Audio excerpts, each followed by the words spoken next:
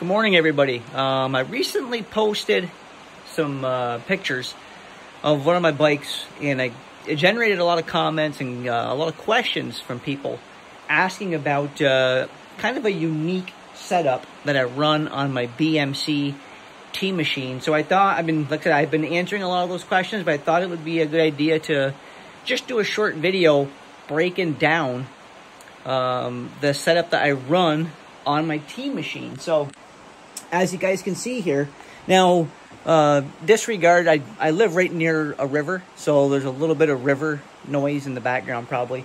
I can't help that, but I'll do my, hopefully you guys can hear what I'm saying. But anyways, so this is my BMC TeamMachine. This is a 2012, the 2012 rim brake version of the BMC TeamMachine. I bought the bike used from the Pros Closet, a used bicycle shop in Colorado.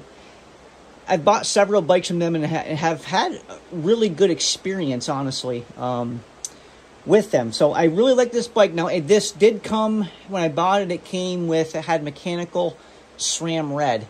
I have since obviously changed that over, and I'm now running the SRAM red electronic wireless group set. This is 12-speed. It's a 12-speed red shifters. It's kind of what I'm running really is kind of like a Frankenstein type build. It's got different components from different companies, but the shifters are SRAM red 12-speed. And like I said, the crank is the stock SRAM red 172.5 millimeter cranks.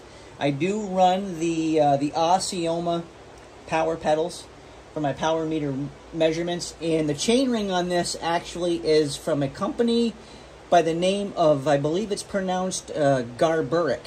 It's a company out of Ukraine actually, and it's a 58T, so it's a 58 tooth single chainring up front, and I've also got that paired with a Garburik 12-speed 10 to 50 cassette. So the gear range here is a 10 cog as the fastest or hardest gear to turn, and then for an ultimate bailout gear, I got the 50T on there, and I'm running it actually with the Sram AXS Etap mountain bike rear derailleur. So I'm actually running like I said, I'm running a mountain bike rear derailleur with the SRAM Etap AXS road shifters, and they work. So that's the one thing I like. That's one thing I like about SRAM, is you can kind of mix and match the the AXS components. So it allowed me to run this kind of unique setup on the bike. I've been asked why I've done this, and if I would recommend this. Honestly, I don't recommend this setup for people who just like to go out riding, are more of a recreational type rider, who aren't serious about their training or their performance. I don't really recommend. I mean, you can go one by for sure, but I wouldn't recommend trying to go to something like a 58T chainring like I've got here. I mean, the main reason for that is, like when I go, like I'm in my kit, I'm going to be heading out for, probably 110 miles today. When you're going on that long of a ride, and like I said, I got no small ring here, so I'm continuously, for the whole ride, pushing that 58 front chainring.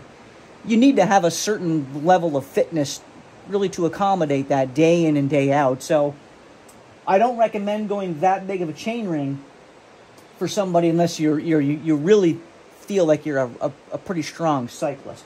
I like the 58 chainring because I stand a lot on the pedals, especially on climbs, and I don't know, I'm more of a standing lower cadence style rider, and the big chainring just suits my riding style. For a lot of people, this probably isn't the best setup, and I'm not making an argument that this is the best setup. I'm just saying this is what works for me. It's what I like to do. I feel it performs exceptionally well. I can pretty much climb anything on this. there really isn't a road outside of maybe over 25% grade that I don't, and even then I think I could get up if I was just going to ride it, like in a sheer racing situation. If I was going to have to race up a 25% grade, I probably would want a little bit smaller of a chain ring, since I'm 50 in the back, probably 52, 54.